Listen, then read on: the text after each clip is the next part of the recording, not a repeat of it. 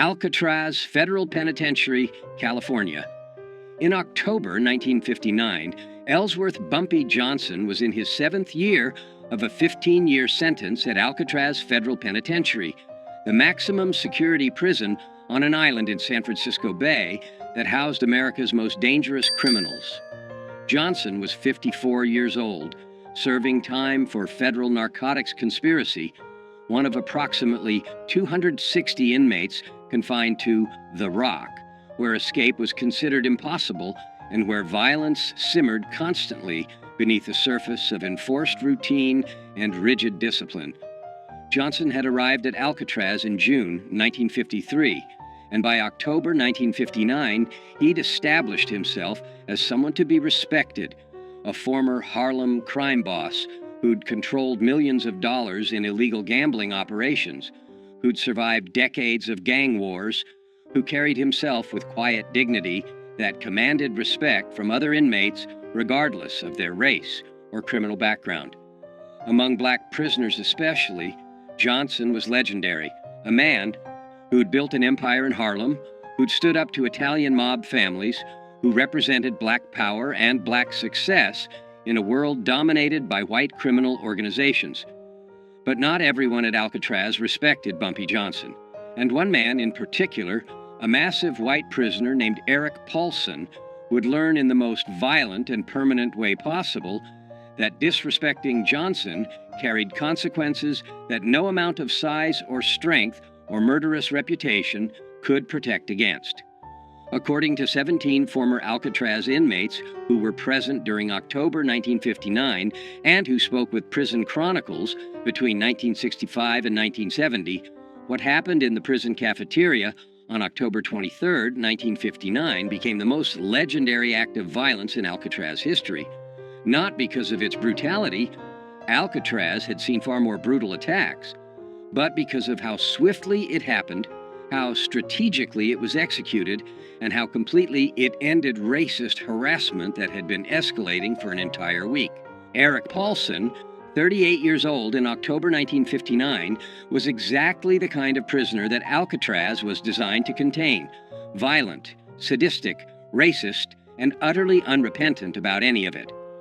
Paulson stood 6 feet 4 inches tall, weighed approximately 275 pounds of muscle, built through years of prison weightlifting, and had been convicted of 3 separate murders, all of black men, committed during armed robberies in Texas between 1954 and 1956. According to court records and prison files, Paulson had specifically targeted black victims because, in his own words during his trial, killing, racial slur, isn't really murder, it's pest control. He'd shown no remorse during sentencing, had laughed when the judge called him a racist monster, and had promised he'd kill more black people if he ever got out of prison.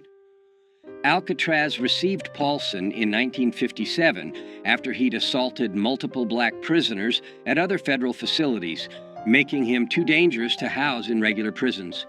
At Alcatraz, Paulson continued his pattern of racist violence and intimidation, but in a more calculated way that avoided the kind of obvious attacks that would land him in solitary confinement indefinitely.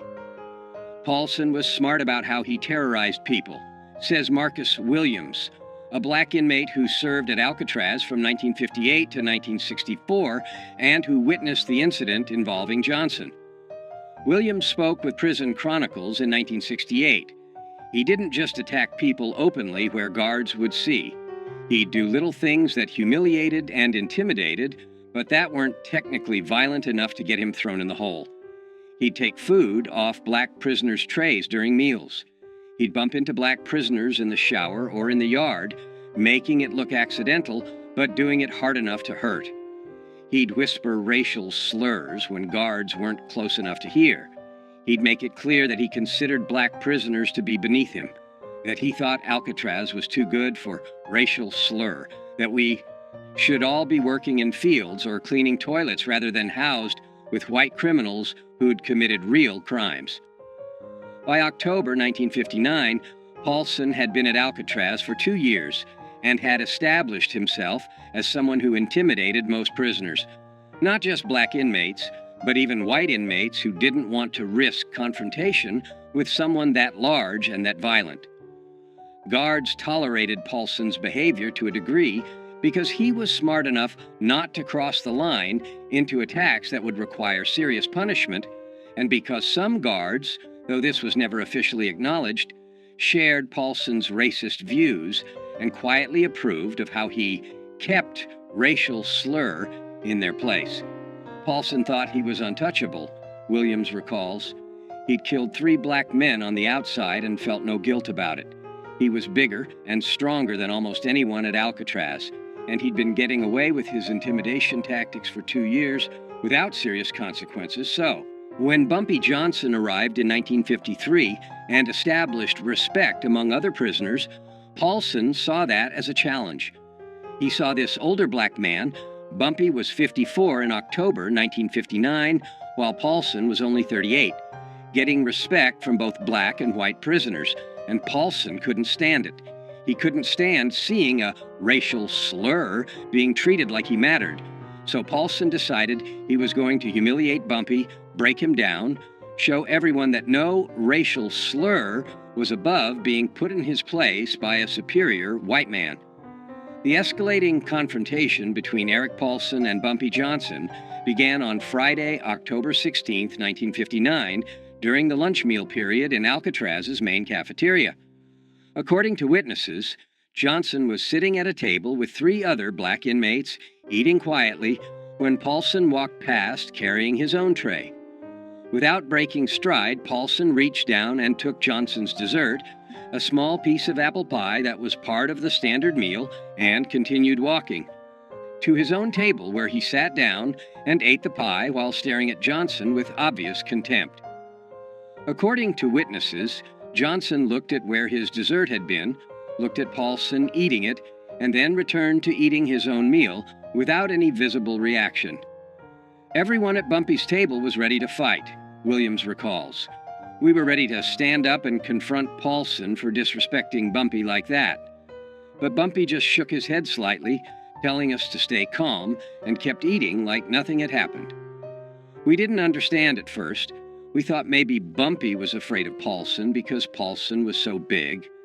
But later we understood Bumpy was giving Paulson rope to hang himself.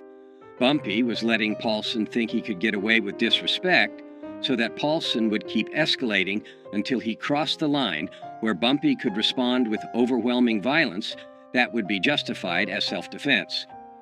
The second incident occurred on Monday, October 19th in the communal shower area. Johnson was showering when Paulson entered, walked directly toward Johnson despite plenty of other shower stations being available, and shoved Johnson hard enough that Johnson slipped on the wet floor and had to catch himself against the wall to avoid falling. "That's my shower," racial slur. Paulson said loudly enough that everyone in the shower area heard clearly. "Find another one. This one's for white men only." According to witnesses, Johnson stood up slowly, water dripping from his body, and looked at Paulson for several seconds without speaking. Then Johnson simply moved to a different shower station and finished washing without saying anything or showing any anger. Again, everyone watching thought Bumpy was being weak, Williams says. Paulson had just physically assaulted him and used a racial slur, and Bumpy just walked away. But those of us who knew Bumpy from his reputation understood what he was doing. He was making Paulson confident. He was making Paulson think Bumpy was an easy target who could be pushed around, and that confidence would make Paulson careless. The third incident occurred on Wednesday, October 21st, during the outdoor recreation period, when inmates were allowed in the prison yard for 1 hour. Johnson was walking the perimeter of the yard with 2 other inmates when Paulson deliberately blocked their path. "Get out of my way, racial slur," Paulson said, standing directly in front of Johnson. "I walk straight. You walk around. That's how it works in here. White men walk straight. Racial slurs walk around." According to witnesses, Johnson looked at Paulson for a moment, then simply stepped off the path and walked around him without responding to the racial slur or the confrontation. Paulson laughed loudly and called after Johnson, "That's right, racial slur. You know your place. You keep walking around white men like a good racial slur should." By Wednesday evening, October 21st, everyone at Alcatraz was talking about the confrontations between Paulson and Johnson. Some inmates thought Johnson was showing weakness by not responding to Paulson's provocations. Others, particularly older inmates who understood prison politics better, suspected Johnson was planning something and was waiting for the right moment. "I talked to Bumpy Wednesday night in our cell block," Williams recalls. "I asked him why he wasn't standing up to Paulson, and Bumpy smiled slightly and said, 'I'm giving him enough rope to hang himself. Right now, if I attack him, guards will see it as me starting a fight and I'll go to solitary. But if I let him keep pushing, eventually he'll do something that crosses the line. And then I can respond in a way that guards will understand was justified. Be patient. This will resolve itself very soon.'" The final escalation occurred on Thursday, October 22nd, the day before the cafeteria incident that would become legendary. During the afternoon recreation period, Paulson approached a young black inmate named Robert Jackson, 23, who was sitting alone on a bench reading a book. "What are you reading, boy?"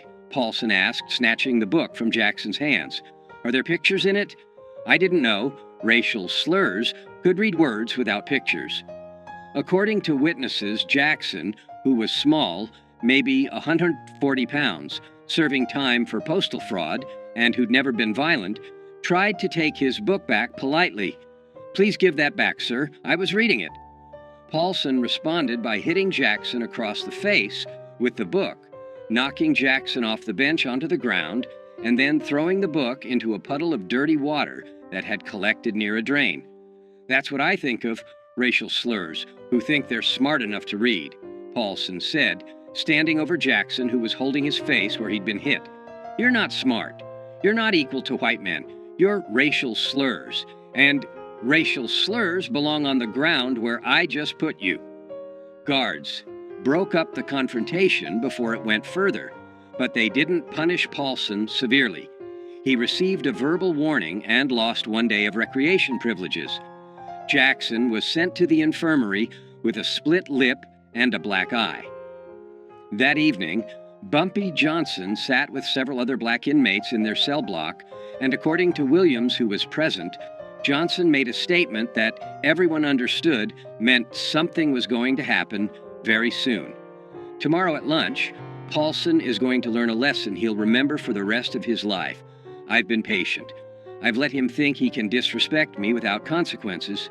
I've let him think that being big and violent makes him untouchable.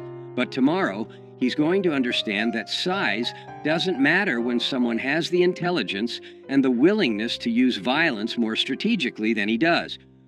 Tomorrow, Alcatraz is going to see what happens when a racist bully picks the wrong target." The main cafeteria at Alcatraz, Federal Penitentiary, seated approximately 250 inmates at long tables arranged in rows, with guards stationed at strategic positions around the perimeter watching for any signs of trouble. Meals were regimented. Inmates filed in, received their food, sat at assigned tables, ate in silence or with minimal conversation, and filed out within 45 minutes. Violence during meals was relatively rare because guards had clear sightlines to every table, and because inmates knew that starting a fight in the cafeteria would result in immediate solitary confinement. On Friday, October 23, 1959, at approximately 12:15 p.m., inmates filed into the cafeteria for lunch. Bumpy Johnson, wearing the standard prison-issue clothing, received his food tray and walked to his assigned table, where he sat with 3 other inmates and began eating quietly. Eric Paulson entered the cafeteria 2 minutes later, received his tray, and instead of going to his own assigned table, walked directly to Johnson's table and sat down in an empty seat across from Johnson, setting his tray down with deliberate force. "Well, well," Paulson said loudly enough that nearby tables could hear. "If it isn't Harlem's racial slur king. Still eating with your racial slur friends, I see. Still thinking you're somebody important, instead of just another racial slur who belongs in a cage. According to witnesses, Johnson continued eating without looking up, without acknowledging Paulson's presence or his racial slurs. This non-response seemed to anger Paulson, who wanted a reaction. "You ignoring me, boy?" Paulson said, leaning forward across the table toward Johnson. "You think you're too good to respond when a white man talks to you? Let me explain something. Racial slur. You're not too good for anything. You're a racial slur. That means you're beneath me. That means when I talk to you, you respond respectfully or you face consequences." Paulson then turned his attention to Robert Jackson, the young inmate Paulson had hit with a book the previous day, who was sitting 3 tables away. Jackson's face still showed bruising from where Paulson had struck him. "Hey, racial slur boy!" Paulson shouted across the cafeteria at Jackson. "How's your face feeling today? You learn your lesson about reading books you're not smart enough to understand? Maybe I need to come over there and teach you another lesson." Jackson, according to witnesses, looked down at his food, trying to avoid Paulson's attention, clearly terrified. Some of the other black inmates at Jackson's table started to stand up, preparing to defend him if Paulson approached, but guards shouted for everyone to remain seated. And then Bumpy Johnson stood up. According to 17 witnesses who saw what happened next, the entire sequence of events lasted approximately 3 to 4 seconds. Johnson stood up from his seat at the table, and as he stood, his right hand moved to his waist, where his prison shirt was tucked, into his pants. In one smooth motion that was so fast that most witnesses didn't clearly see it happen, Johnson withdrew something from where it had been hidden against his body. A blade approximately 4 inches long that had been fashioned from a piece of metal sharpened to a razor edge. A weapon that in prison parlance was called a shank, and that experienced inmates could make from various materials and hide in ways that even thorough searches often missed. Johnson walked around the table toward where Paulson was sitting, moving quickly but not running, covering the 8 feet between them in approximately 2 seconds. Paulson saw Johnson approaching and started to stand up, his hands moving to defend himself or to attack. But Johnson was faster. Johnson's right arm moved in a horizontal slash across Paulson's face from left to right, a motion that took less than 1 second, and the shank's blade cut a deep gash across Paulson's face from his left cheekbone to his right jaw, opening a wound approximately 7 inches long that immediately began pouring blood. Paulson screamed, a sound witnesses describe as shock and pain combined, and his hands went to his face, trying to stop the blood that was now flowing down his neck and onto his prison shirt. But Johnson wasn't finished. Before guards could react, before Paulson could defend himself, before anyone could intervene, Johnson's arm moved again, this time in an upward diagonal slash from lower right to upper left, and the blade cut another deep gash across Paulson's face, this one crossing the first wound at an angle and catching Paulson's right eye, slicing through the eyelid and into the eye itself. Paulson collapsed backwards, falling over the bench he'd been sitting on, landing on the cafeteria floor in a spreading pool of his own blood, screaming continuously now, his hands covering his ruined eye, blood streaming through his fingers. The entire cafeteria erupted in chaos. Guards rushed toward the scene, blowing whistles, shouting orders for everyone to get down on the floor. Inmates scattered or dove under tables. Within 15 seconds, 5 guards had surrounded Johnson with weapons drawn, while 2 other guards went to Paulson, who was writhing on the floor, blood pooling around him from the 2 facial wounds. Johnson dropped the blade on the floor, held his hands up to show he was no longer armed, and allowed guards to force him to the ground and handcuff him without resistance. But before guards could drag Johnson away, before they could get Paulson medical attention, Johnson said one sentence that every witness heard clearly, and that would be repeated in prisons across America for the next 50 years. Touch that young brother again, call him one more racial slur, and next time you won't visit a doctor, you'll visit God. Eric Paulson survived the attack, but was permanently disfigured and partially blinded. The first slash across his face required 127 stitches and left a scar that ran from his left cheekbone to his right jaw, a mark that he would carry for the rest of his life. The second slash destroyed his right eye completely, requiring emergency surgery to remove what remained of the eyeball and leaving Paulson blind on his right side permanently. Paulson was transferred to the prison hospital, where he remained for 2 weeks, recovering from his injuries. According to medical staff who treated him, Paulson was a changed man after the attack.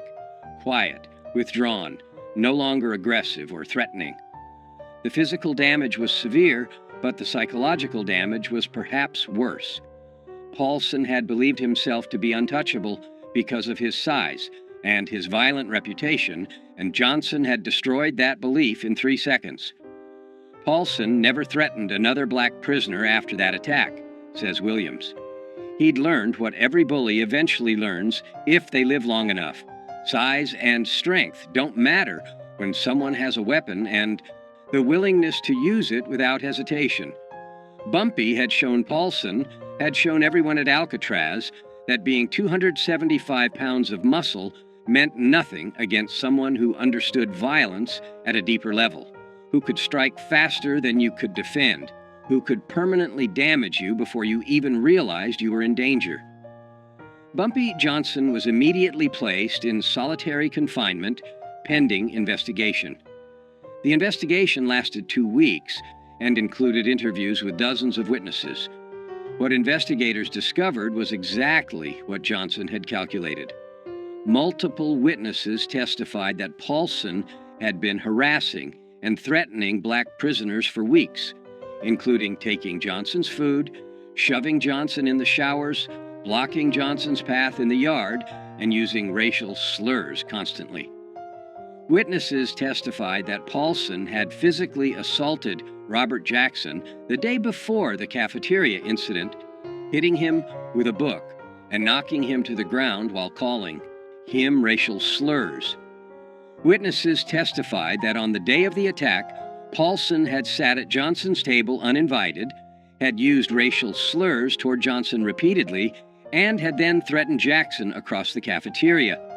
Johnson's own statement to investigators was simple and consistent. "I defended myself and another inmate from a racist prisoner who'd been threatening us for a week. I used the minimum force necessary to ensure he would stop threatening us. I had warned him. I told him after the attack that if he continued his behavior, consequences would be worse next time. I don't regret defending myself. I don't regret defending Robert Jackson. I regret that violence was necessary, but it was necessary because guards weren't protecting us from Paulson's harassment." After 2 weeks in solitary confinement, prison officials made a decision that surprised many people. Johnson would receive additional time in solitary, 30 days total, for possession of a weapon and for assault, but he would not face additional years added to his sentence because investigators concluded that Johnson had been provoked by Paulson's sustained harassment and that the attack, while excessive in its violence, was understandable given the circumstances. The prison administration didn't want to admit it publicly, Williams explains, but they knew Paulson had been terrorizing black inmates for years and that guards had done nothing to stop it. They knew Paulson had assaulted Jackson the day before. They knew Paulson was sitting at Bumpy's table using racial slurs and threatening another inmate when Bumpy attacked him. So punishing Bumpy too severely would mean admitting that the prison administration had failed to protect inmates from a known racist bully. Instead, they gave Bumpy 30 days in the hole, enough punishment to satisfy rules against weapons and violence, and then they quietly transferred Paulson to another facility when he recovered, effectively admitting that Paulson was the problem, not Bumpy. What happened in Alcatraz's cafeteria on October 23, 1959 became legendary not just at Alcatraz, but in federal prisons across America. Inmates transferred from Alcatraz to other facilities carried the story with them. Guards talked about it. Prison officials wrote about it in reports. And the story grew with each retelling until it became a legend that defined Bumpy Johnson's reputation for the rest of his time in prison and for the rest of his life. The legend emphasized several key elements. The strategic patience. Johnson had endured a week of harassment without responding, letting Paulson grow confident and careless, waiting for the moment when response would be justified. The speed and precision. 2 slashes in 3 seconds that permanently disfigured and partially blinded a man before guards could react or before the victim could defend himself. The weapon. No one knew where Johnson had hidden the blade or how he'd smuggled it into the cafeteria. That mystery added to the legend, suggesting Johnson had capabilities and resources that other inmates couldn't match. The message: touch that young brother again, and next time you'll visit God. The statement became famous in prison culture as the perfect threat. Specific, clear, and absolutely believable, coming from someone who just demonstrated the willingness and ability to inflict devastating violence. The age factor. Johnson was 54 years old when he attacked Paulson, while Paulson was 38 and significantly larger physically. The fact that an older, smaller man had destroyed a younger, larger man so quickly and efficiently became part of the legend, proving that intelligence and experience were more valuable than size and strength. The legend of what Bumpy did to Paulson spread through every federal prison in America within a year, says Williams. Inmates in Atlanta and Leavenworth and Marion were talking about it. Black inmates especially saw it as justice. One, of their own, standing up to a racist bully and permanently ending that bullying in a way that guards never could or would. The story became inspiration. If you're being harassed by racists, if you're being threatened by people who think they're untouchable, remember what Bumpy Johnson did at Alcatraz. Be patient, be strategic, and when the moment is right, respond with overwhelming violence that ends the threat permanently. When Johnson was released from solitary confinement, after 30 days, he returned to general population and found that his reputation had changed completely. According to Williams and other inmates, white racist prisoners who'd previously felt comfortable using racial slurs around black inmates now kept their mouths shut when Johnson was present, understanding that crossing him could result in permanent disfigurement. Young black inmates treated Johnson with reverence, seeing him as someone who defended one of them against a racist bully when no one else would. Even guards showed more respect, understanding that Johnson wasn't just another inmate, but someone who could and would use strategic violence when necessary to protect himself and others. After the Paulson incident, nobody messed with Bumpy Johnson at Alcatraz, Williams says. Nobody took his food. Nobody pushed him in the showers. Nobody used racial slurs around him. The word had spread. Bumpy Johnson might be 54 years old, might look like an aging criminal who's past his prime, but he's more dangerous than men half his age because he's smarter, more patient, and willing to use violence with surgical precision when he needs to. That reputation protected Bumpy for his remaining 4 years at Alcatraz until his release in 1963. And it protected every black inmate at Alcatraz because racists understood that if they targeted black inmates, they might face retaliation from Bumpy, and nobody wanted that. Robert Jackson, the 23-year-old inmate Paulson had been threatening when Johnson attacked, served the remainder of his sentence at Alcatraz and was released in 1962. According to Jackson's later accounts to friends and family, the cafeteria incident changed his life by teaching him about courage, justice, and standing up to bullies. Mr. Johnson saved me that day, Jackson told his family after his release, according to accounts shared with Prison Chronicles. Paulson had been terrorizing me for weeks. I'm small, I'm not violent, I couldn't defend myself against someone that big. I thought I'd have to endure his abuse for my entire sentence. And then Mr. Johnson, who barely knew me, who had no obligation to help me, stood up and permanently ended the threat in 3 seconds. He risked additional prison time to defend me. He used violence on my behalf when I couldn't use it myself. That taught me that there are people in this world who'll stand up for you when you can't stand up for yourself, and that justice sometimes requires violence when peaceful means fail. Jackson never saw Johnson again after their respective releases from Alcatraz, but Jackson kept a newspaper clipping about Johnson's 1968 death, and at Jackson's own funeral in 1997, his family found the clipping in Jackson's wallet along with a handwritten note. "He saved me when no one else would. He showed me what courage looks like. RJ, 1962. Eric Paulson was transferred from Alcatraz to USP Leavenworth in Kansas in December 1959, 2 months after the cafeteria attack. According to prison records and accounts from inmates who served with Paulson at Leavenworth, Paulson was a changed man after his encounter with Johnson, physically disfigured with a massive facial scar and blind in one eye, but also psychologically broken by the realization that his size and violence hadn't protected him. Paulson served the remainder of his sentence at Leavenworth and was released in 1971. He returned to Texas, worked various manual labor jobs, and died in 1989 at age 68. According to people who knew him in Texas, Paulson rarely talked about his prison time, but when he did, he would touch the scar on his face, a mark that remained prominent even 30 years after Johnson had put it there, and say, "I learned the hard way that being big doesn't make you tough, and being tough doesn't make you smart. I thought I was the most dangerous man at Alcatraz. Turns out I wasn't even close." Bumpy Johnson was released from Alcatraz in November 1963 after serving 10 years of his 15-year sentence. He returned to Harlem, reclaimed control of his criminal empire, and lived until July 1968 when he died of a heart attack at age 62.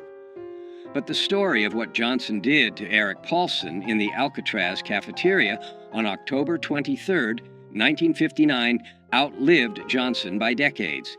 The story was told in prisons across America, was referenced in books about prison culture, was retold by former inmates who'd served at Alcatraz, and who wanted to share the legend of how one man had ended racist harassment with 2 slashes of a blade and 1 perfect threat. That cafeteria attack defined Bumpy Johnson's reputation in ways that nothing else he did could match, says Marcus Williams, who remained friends with Johnson after both men were released from Alcatraz. Everyone knew Bumpy had been a successful criminal in Harlem. Everyone knew he'd survived gang wars and built an empire. But the Alcatraz incident showed something deeper. It showed that even at 54 years old, even after years in prison, Bumpy was still the most dangerous person in any room because he combined intelligence with absolute willingness to use strategic violence. That combination, patience, intelligence, and overwhelming violence applied at exactly the right moment, that's what made Bumpy legendary. Not the violence itself, but the strategic brilliance of how and when he used it.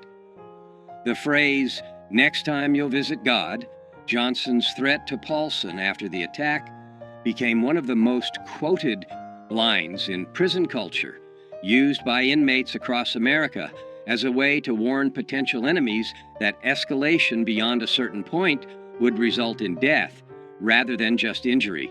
And the legend of the attack itself, 2 cuts across the face in 3 seconds, blood everywhere, a racist bully permanently disfigured and blinded, became a cautionary tale about what happens when bullies pick the wrong target, when racists assume that their size or their violence makes them untouchable, when prisoners forget that the quietest, oldest inmate might be the most dangerous person in the entire facility. That was October 23, 1959. That was the day Eric Paulson learned that Bumpy Johnson, at 54 years old, decades past his physical prime, was still capable of violence that would make a 275-pound triple murderer scream in terror. That was the slice that became legend, the attack that showed every prisoner in America that age doesn't diminish danger when intelligence and strategic thinking guide the violence. That was the 3 seconds that proved why you never, ever disrespect Bumpy Johnson. Because he'll give you enough rope to hang yourself, and then he'll cut you so fast and so precisely that you'll be bleeding before you realize you've been attacked, and you'll carry the scars of your mistake for the rest of your life.